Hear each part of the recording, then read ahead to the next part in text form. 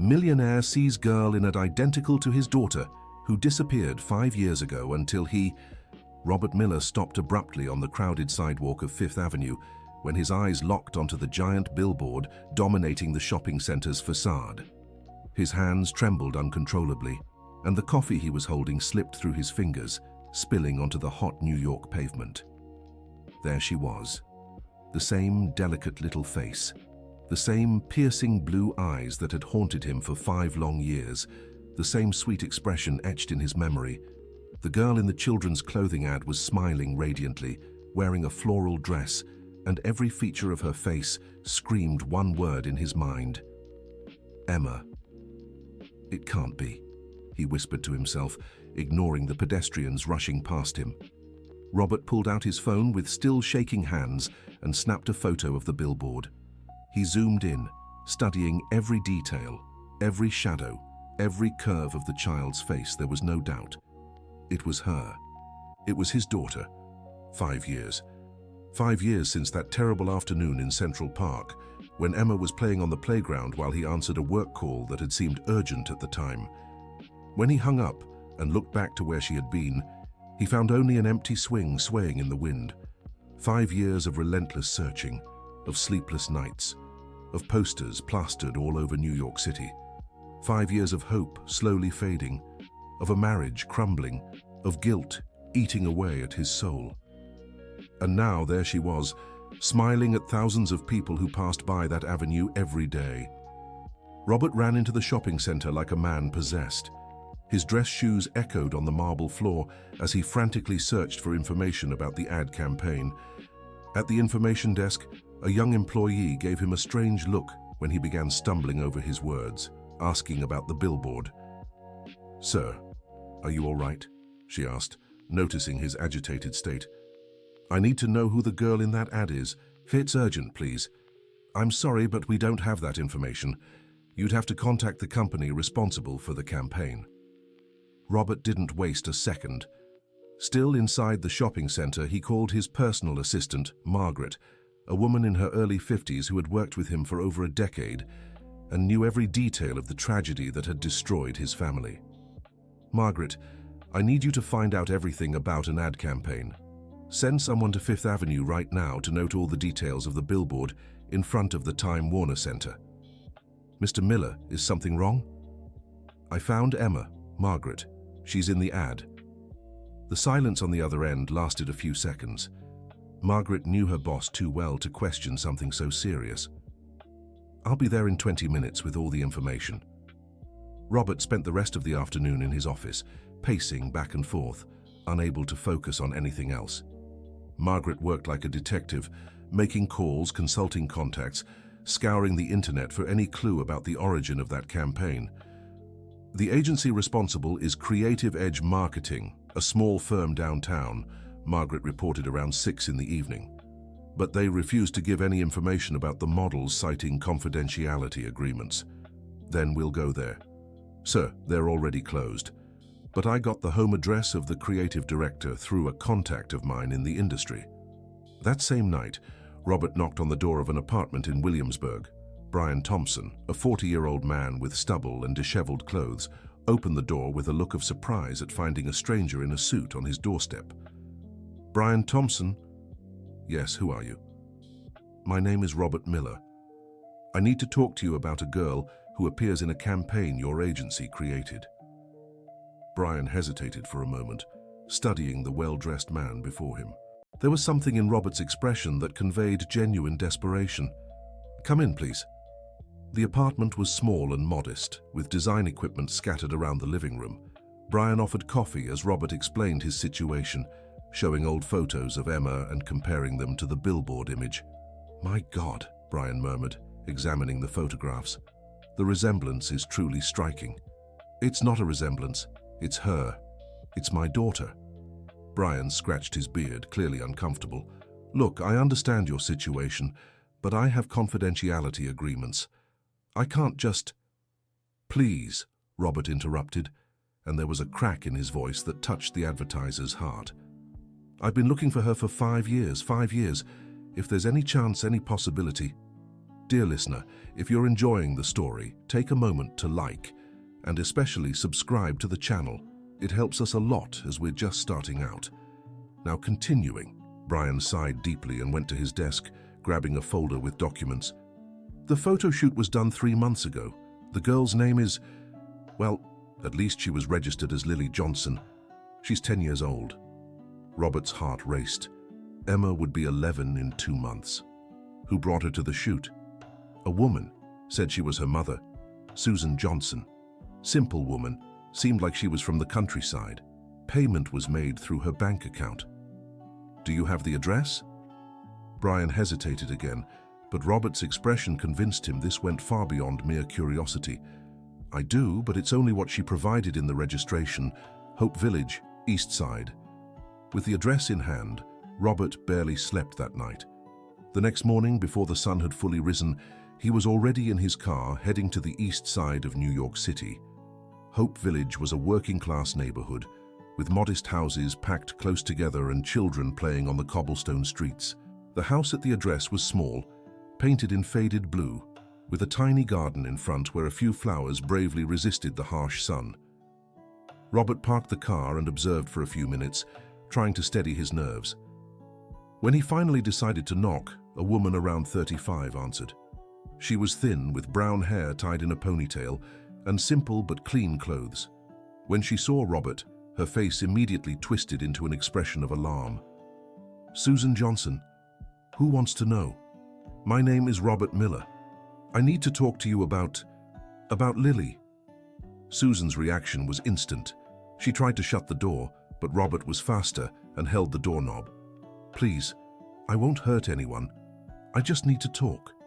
I don't know what you're talking about. I don't know anyone by that name.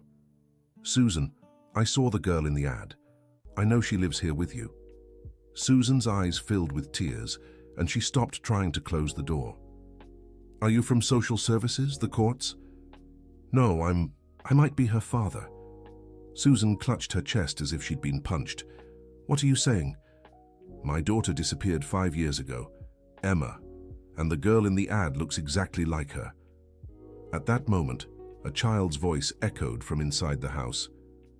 Mom, who is it? Robert felt his legs go weak. It was the voice he heard in his dreams, the one that woke him in the middle of the night, the one that made him cry silently in the shower. Stay inside, sweetheart, Susan replied, but her voice was shaky. Susan, please, let me see her, just for a minute. You don't understand, Susan whispered, glancing nervously behind her. She doesn't remember anything. She doesn't talk about the past. It took 2 years for her to start speaking properly again. Again? Susan realized she had said too much. She closed her eyes, as if making a difficult decision. Come in, but make it quick. The house was simple but cozy. It smelled of homemade cake, and the walls were decorated with colorful children's drawings.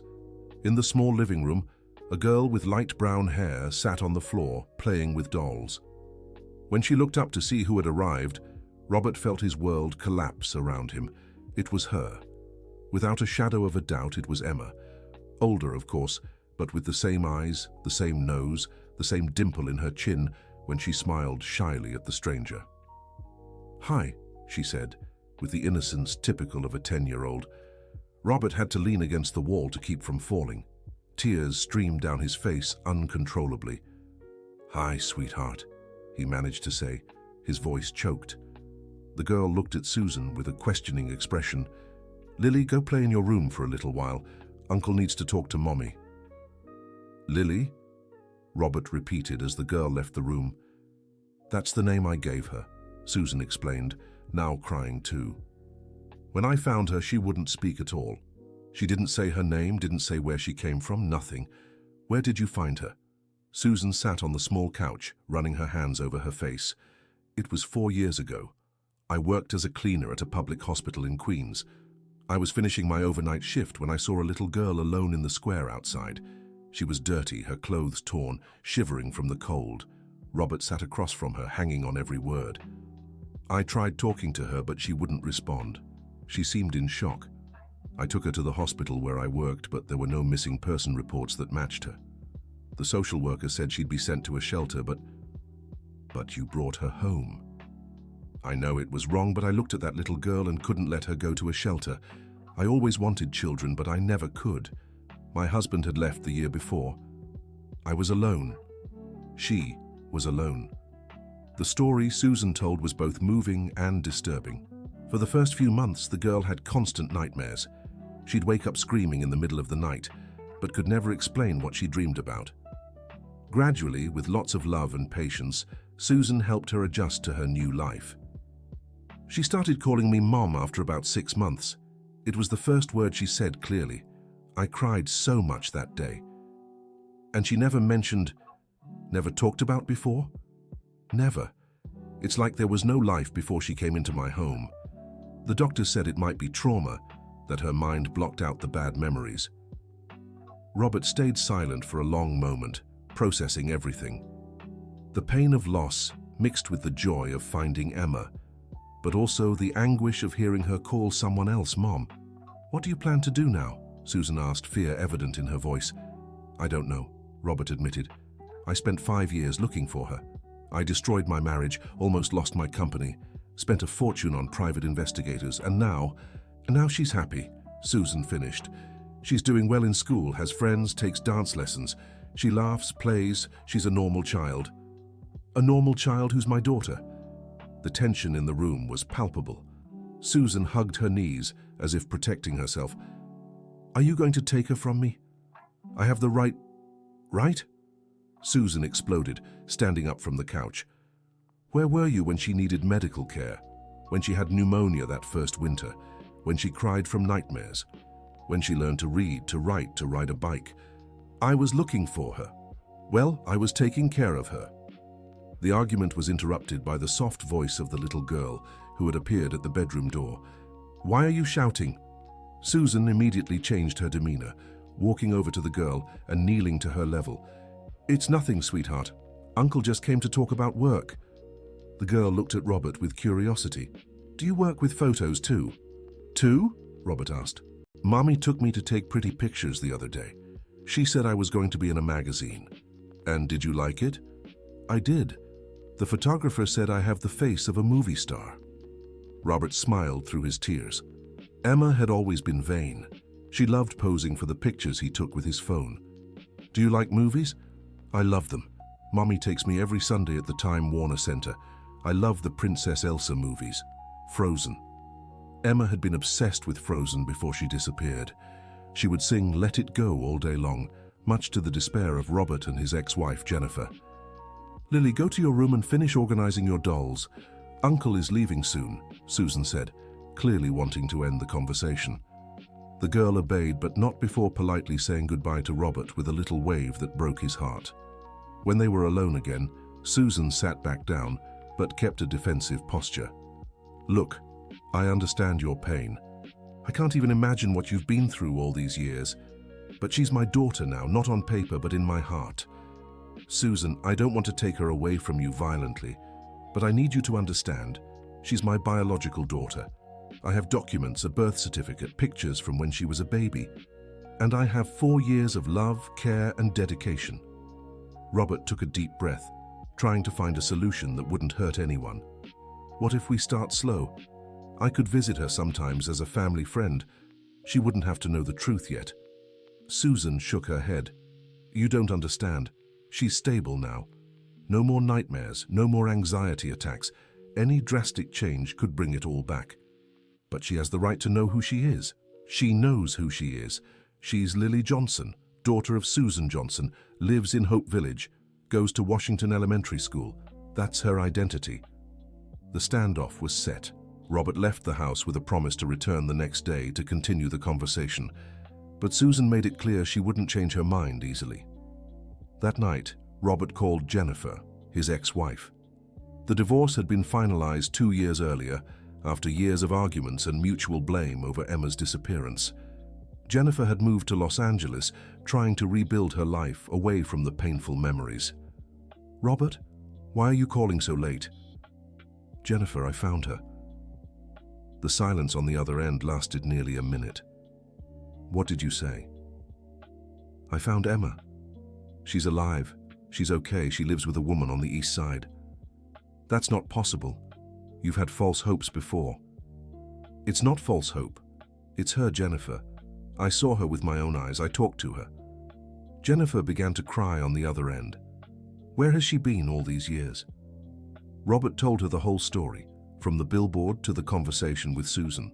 Jennifer interrupted him several times, asking questions, demanding details, swinging between euphoria and despair. I need to see her, she finally said. I'll take the first flight to New York City tomorrow.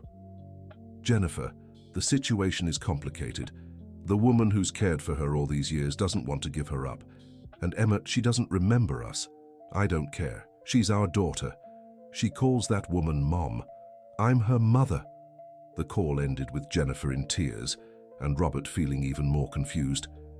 He had spent so much time imagining what reuniting with Emma would be like, but he had never considered that she might not remember him, or that she might be happy with another family. Dear listener, if you're enjoying the story, please take a moment to like and especially subscribe to the channel. It helps us tremendously as we're just starting out. Now, continuing. The next day, Robert returned to Susan's house, but this time he wasn't alone. Jennifer had arrived in the early hours and insisted on coming with him. The 42-year-old woman seemed to have aged a decade since her daughter's disappearance. Her once impeccable blonde hair was now grey and poorly kept. Her face bore the marks of suffering. When Susan opened the door and saw two people instead of one, her expression closed off completely. Brought company. This is Jennifer, the girl's biological mother. Susan looked Jennifer up and down, assessing her. Two women who loved the same child for different reasons stared at each other in silence for a few seconds. Can I see my daughter? Jennifer asked, trying to keep her voice steady. She's not your daughter, Susan replied curtly. Not for the past 4 years. She'll be my daughter for the rest of her life, no matter where she's been. The tension escalated quickly. The two women began arguing at the door, raising their voices, until the little girl appeared behind Susan. Mommy, who are these people? Seeing Emma again took Jennifer's breath away. She knelt, bringing herself to the girl's height, and held out her arms as if expecting her daughter to run into them. But Emma only hid behind Susan, intimidated by the strangers shouting at her doorstep. I'm sorry, sweetheart, Jennifer said, fighting back tears. Mommy was just a little upset. Emma looked confused between Susan and Jennifer. Do you have two mummies? She asked Susan. The situation was becoming unbearable. Susan invited them both inside, but made it clear the conversation had to stay civil, for the girl's sake. In the living room, while Emma played, the three adults tried to find a solution. Jennifer showed old photos, told stories of Emma's childhood, described birthmarks only the real parents would know. Everything matched perfectly. She has a tiny heart-shaped mark on her left shoulder, Jennifer said. She does, Susan admitted reluctantly, and a scar on her right knee from when she fell off her bike at 4. That's there too. The evidence was undeniable, but Emma still showed no sign of recognition. To her, these were just two strangers telling stories about a girl she didn't remember being. How about we do a DNA test, Robert suggested, to erase any doubt. Susan hesitated but agreed. She knew the truth would come out sooner or later. It was better to face it head-on. The test was done at a private clinic in the city center. While waiting for the results, which would take a few days, the three adults set some ground rules. Robert and Jennifer could visit Emma daily, but only in Susan's presence and without revealing the truth about who they were. During these visits, something interesting began to happen. Emma, naturally sociable, started warming up to Mommy's friends. She showed Jennifer her drawings, asked Robert for help with math homework, and told them about her days at school. For Robert and Jennifer, it was sweet torture. Being near their daughter again was a gift, but not being able to hug her or say how much they'd missed her was constant agony. Susan watched with a heavy heart. She saw how Robert's eyes lit up when Emma laughed, how Jennifer held back tears when the girl called her Aunt Jennifer. She began to realize there might be room for everyone in Emma's life. The DNA results arrived on a rainy Thursday. As expected, they confirmed Emma was the biological daughter of Robert and Jennifer. But contrary to what one might imagine, the news brought no relief, only more anguish. "What now?" asked Susan, sitting in her kitchen with the paper in her hands. "Now we need to think about what's best for her," replied Robert. "What's best for her is to stay with the person who's always taken care of her," Susan countered. "What's best for her is to be with her real family," Jennifer argued. Emma walked into the kitchen just then, looking for a glass of water. She saw the three adults talking in hushed tones, their expressions serious. "Are you talking about me?" she asked with the sharp intuition of children.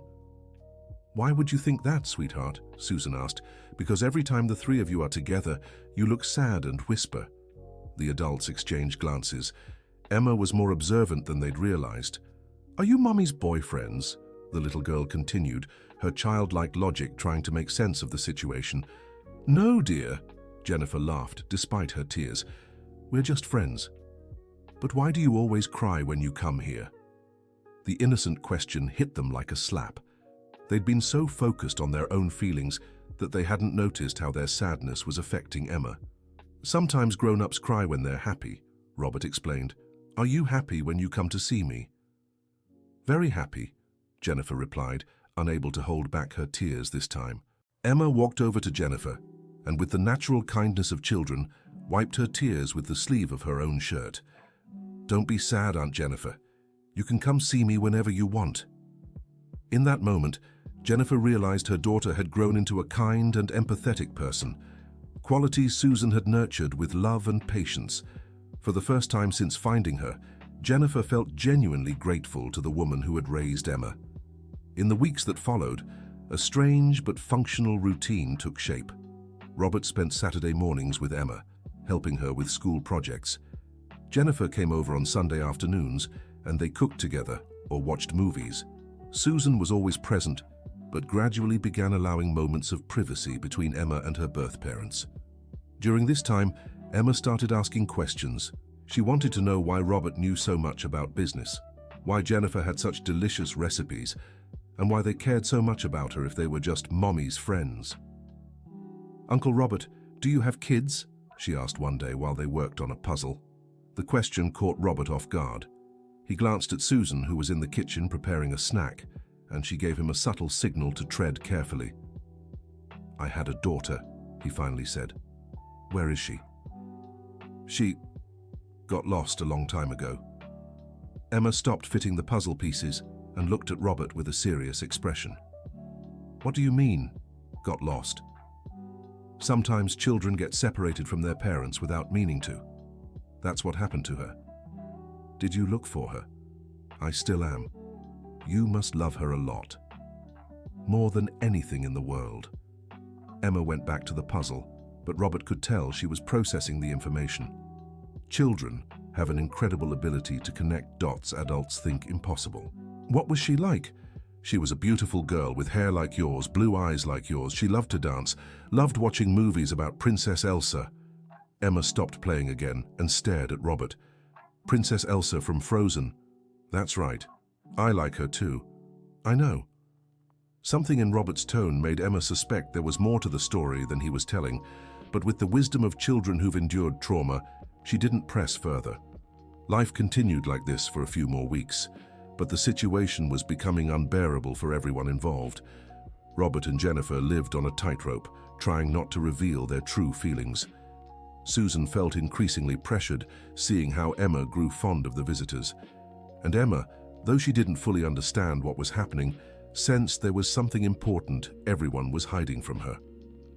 The turning point came on a Tuesday morning. Emma was browsing the internet for a school project when, by chance, she typed her own name into the search bar. Emma missing New York City. The results on the screen left her in shock. Dozens of newspaper articles, missing posters, photos of her as a baby with a man and a woman she recognized immediately, Uncle Robert and Aunt Jennifer. With trembling hands, Emma read headline after headline. Businessman offers reward for missing daughter. 6-year-old girl disappears in Central Park. Desperate family searches for Emma for 3 years. The photos showed a tiny girl, but with unmistakably her features. In some, she was in Robert's arms. In others, playing in the garden of a big house with Jennifer. There was even a video of her singing Let It Go at a birthday party. Emma sat frozen in front of the computer for nearly an hour, absorbing all the information. Her 10-year-old mind struggled to process what it meant. She was Emma. Uncle Robert and Aunt Jennifer were her real parents. And Susan... "Lily, lunch," Susan called from the kitchen. Emma quickly closed the computer and went to the kitchen, but her behavior was different. She ate in silence, answering Susan's questions with only monosyllables. "Are you okay, sweetheart?" "I'm fine." "Did you finish your school research?" "Yes." "What was it about again?" "Families." Susan sensed something was wrong, but thought maybe Emma was just tired. She never imagined her daughter had uncovered a secret that would change everything. That afternoon, when Robert arrived for his regular visit, Emma was waiting in the living room with an expression he'd never seen before. It was a mix of confusion, hurt, and a maturity that shouldn't exist on a 10-year-old's face. "Uncle Robert, I need to talk to you." "Of course, sweetie. What is it?" Emma went to the computer and turned it on again. She pulled up the search results from that morning and turned the screen toward Robert. "Why did you lie to me?" Robert felt his blood run cold. He looked at the articles on the screen, then at Emma, then called for Susan. "What's going on?" Susan asked, rushing from the kitchen. "She knows," Robert said simply. Susan looked at the computer screen and covered her mouth. "Lily..." "My name isn't Lily," Emma said with a firmness that didn't match her age. "My name is Emma, and all of you lied to me." The three adults stood in silence, unsure what to say. Emma continued, "I read everything. I know I went missing 5 years ago. I know you..." She pointed at Robert. "Are my real parents. And I know you." She looked at Susan. "Aren't my mommy." Susan began to cry. "Lily, I can explain..." "Can you explain why you lied to me my whole life? Why you let my parents think I was lost? Why you stole me from them?" "I didn't steal you," Susan shouted, desperate. "I saved you.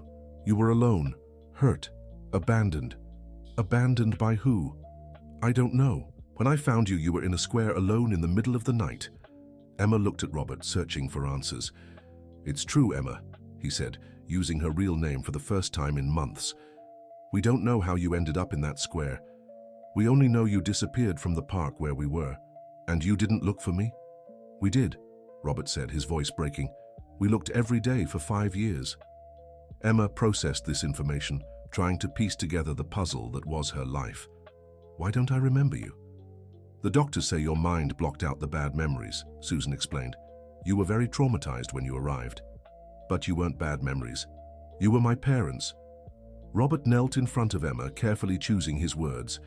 Sometimes, when something really scary happens, our minds forget everything from that time to protect us. It's not your fault you don't remember. Emma looked around the room, seeing all the drawings she had made, the photos with Susan, the toys she had received over the years. Then she looked back at Robert. "Did I love you? Before?" "You used to call me Daddy Bear," Robert said, smiling through tears. "And you called your mom Mommy Princess." "Because of Frozen?" "Because of Frozen." Emma fell silent for a long moment. Then something unexpected happened. She walked over to Susan and hugged her legs. "I still love you, Mommy Susan, even knowing the truth." Susan held Emma tightly, crying uncontrollably. "I love you too, my daughter. More than anything. But I want to meet my other parents too." At that moment, Jennifer arrived for her regular visit and found everyone in tears. When she learned what had happened, she couldn't hold back and hugged Emma with all her strength, repeating, my daughter," between sobs. Emma returned the hug, but then pulled away and looked at all the adults. "So now I have 3 parents?" The innocent question made everyone laugh through their tears. "I don't know how this will work," Robert admitted, "but we'll figure it out together." Dear listener, if you're enjoying the story, don't forget to like and especially subscribe to the channel. It really helps those of us just starting out. Now, continuing. The months that followed were a time of adjustment for everyone. Emma, who now insisted on being called by her real name, began visiting Robert's house on weekends. Jennifer moved back to New York City to be closer to her daughter. And Susan, who had initially been afraid of losing Emma completely, discovered that a child's heart is big enough to love many people. At first, there were tensions. Jennifer and Susan argued about parenting methods, schedules, and boundaries. Robert tried to mediate, but sometimes took sides, causing more conflicts. Emma, caught in the middle, sometimes felt guilty for causing so much trouble. "Why can't I have a normal family like other kids?" she asked one day, frustrated after an argument between Jennifer and Susan about which school she should attend. "Because your family is special," Robert replied. "You have 3 people who love you so much they're willing to fight for you. But they fight all the time. They fight because they care. And you know what? They're learning how to share you, just like you're learning how to have more than 2 parents." Over time, things settled. Emma continued living with Susan during the week, but spent alternating weekends with Robert and Jennifer. Holidays and vacations were divided among the 3 homes. Something interesting began to happen. Emma's memories started coming back, little by little, not in a traumatic way, but as gentle flashes. She remembered playing with Robert, recipes she had cooked with Jennifer, walks in the park. "Daddy, I remember when you taught me how to ride a bike," she said one day during a walk in the park. Robert stopped pushing her on the swing. "You really remember?" "I do. You ran behind me, yelling, 'Go, champ!' And I really did yell that." Robert smiled, moved. The memories didn't all come back at once, and not all of them returned. But it was enough for Emma to start connecting her past life with her present one. During this process, one thing became clear. Emma's disappearance had truly been an inexplicable accident. Further investigations showed she had gotten lost in the park, likely following an animal or another child, and ended up wandering out the back without anyone noticing. She spent the night on the street until Susan found her the next morning. "It wasn't anyone's fault," said the psychologist handling the case. "Sometimes bad things happen without a logical explanation." Accepting this was difficult for everyone, especially for Robert, who had blamed himself for 5 years for taking that call in the park. Jennifer also carried guilt for arguing with Robert that day, creating a tense atmosphere that may have contributed to the accident. "You need to forgive yourselves," Emma said, in a conversation that showed remarkable maturity for her 10 years. "If you don't, you'll never be happy again." Their daughter's wisdom deeply moved the parents. Robert and Jennifer began therapy together, not to rekindle their marriage, but to process the trauma and learn to coexist harmoniously in Emma's life. Susan also needed psychological support to cope with her constant fear of losing Emma. She had become overprotective, and it was affecting the girl's development. "Mommy, Susan, I'm not going anywhere," Emma would say whenever she noticed Susan's anxiety. "There's room in my heart for all of you." Gradually, the 3 adults learned to work together for Emma's sake. They created a WhatsApp group to coordinate activities, share her achievements, and even discuss common challenges as she approached her preteen years. Considering all she had been through, Emma grew into an incredibly well-balanced child. She was empathetic and mature, yet still carried the joy and spontaneity of childhood. At school, when asked about her family, she answered naturally, "I have 3 parents. It's more complicated, but it's also more love." A year after the truth came out, Emma gave a school presentation on types of families. She told her story simply, explaining how families can form in different ways and how love matters more than traditional structure. Some kids have a mom and dad, others have just a mom or just a dad. Some live with their grandparents. "And I have 3 parents," she said, standing in front of the class. "Daddy Robert, who teaches me about numbers and business. Mommy Jennifer, who cooks with me and helps with homework. And Mommy Susan, who took care of me when I was lost and taught me to be strong." The teacher was moved by the presentation, as were the other parents in attendance. After class, several mothers approached Susan, Robert, and Jennifer to praise the mature way they had handled the situation. "You're an example," one mother said. "It couldn't have been easy, but look how well Emma is doing." And Emma truly was doing well. By 12, she was becoming a confident, happy teenager. She still lived primarily with Susan, but now spent at least 3 days a week at Robert's or Jennifer's. The 3 adults had found a balance that worked for everyone. Robert became a more present father than he had been in the past. The scare of nearly losing Emma forever made him rethink his priorities. He still ran his company, but now made sacred time for his daughter. Jennifer had changed too. She became less controlling and more patient, learning to cherish small moments with Emma, instead of focusing only on what she had lost. Susan, in turn, learned to share Emma's love without fear. She remained the primary maternal figure in the girl's life, but now understood that Emma needed all her parents to feel complete. In one of their last conversations about the matter, Emma said something that deeply touched all three adults. "You know I'm a better person because of everything that happened." "How so?" asked Robert. "If I hadn't gotten lost, I never would have met Mommy Susan. And if she hadn't found me, I wouldn't have learned to be strong. And if you hadn't searched for me so hard, I wouldn't know how much I'm loved." "But you went through so much pain," said Jennifer. "But look where I am now. I have 3 parents who love me. I know I'm strong enough to overcome anything. And I've learned that families can be made from love, not just blood." Emma's wisdom left the 3 adults speechless. A 12-year-old had managed to draw such a profound lesson from such a traumatic experience. "You're right," said Susan, hugging her daughter. "Sometimes the bad things that happen in life lead us to even better places." 2 years had passed since that conversation. Emma was now 14 and preparing to start high school. Their unconventional family had become fully functional.